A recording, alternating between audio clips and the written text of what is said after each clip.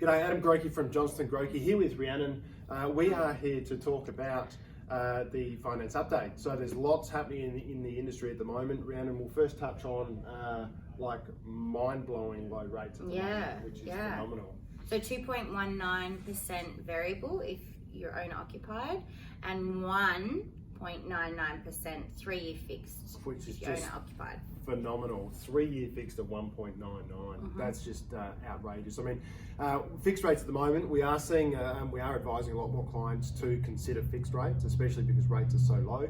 Two key bits of information: the Reserve Bank has come out and said they don't want to go into negative interest rates, so they are holding off any future rate cuts. Doesn't mean they won't, but we're seeing it as unlikely, which means if your variable rate is at 3 or 2.8%, and you can fix it a low 2 for the next 2 or 3 years, you've got some certainty around that interest rate. It's a great time to start capitalising on that. There are some restrictions with fixed rates, so you need to be aware of that as well.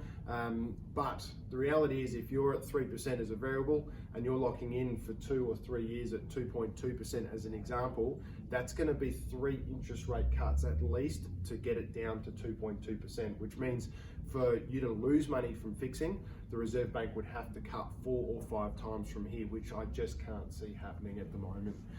So definitely something to consider, fixing either all or part of your loan at this stage and capitalising on the low rates. Rhiannon, what are we seeing in the home builder scheme area, the 25 grand that's being thrown around because of the COVID stimulus? Yeah, so it's still available.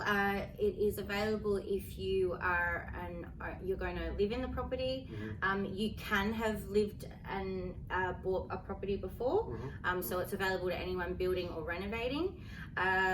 There are a lot of builders, especially the bigger builders, that have not taking on any more clients because of this stimulus package.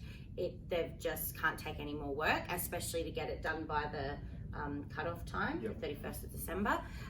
So yeah, probably a good idea to look at your next tier builders then. Yeah, so just a couple of things to remember as well. So it's 25 grand, that can't be used as a deposit for the build. So you will be paid after the slab has been poured. So that money will come in afterwards. So you need to be aware of that. So you can't use that as your deposit towards the build. It's essentially bonus money.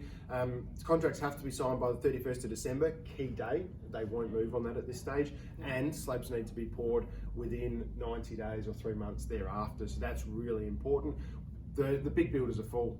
They are full. They're not taking on any more. You need to start looking at a lot of the boutique ones out there, or developers that have actually just started projects, because you'll still qualify if they've got slabs down if you're signing contracts.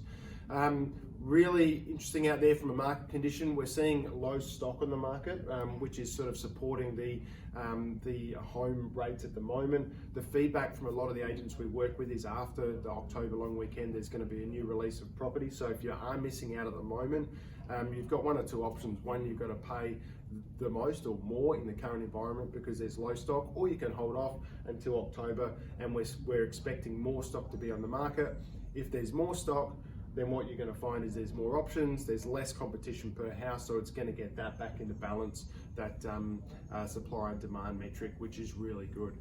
So don't feel like you have to rush, don't feel like you've got to pay way over the odds for property at the moment. Be patient, and we're expecting some more stock in the market October, November, December. If you've got any questions, sing out to either Rhiannon or myself. Thank you very much for your time, and have a great day. See ya.